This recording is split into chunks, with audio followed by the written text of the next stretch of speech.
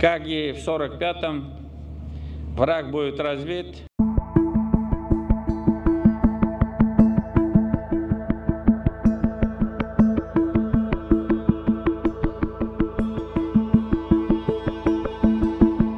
Сегодня доблестные воины Отечества, как и их отцы, деды и прадеды, сражаются с нацизмом.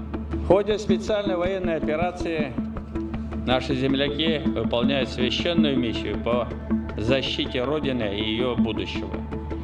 Как и в 1945-м, враг будет разбит, победа будет за нами.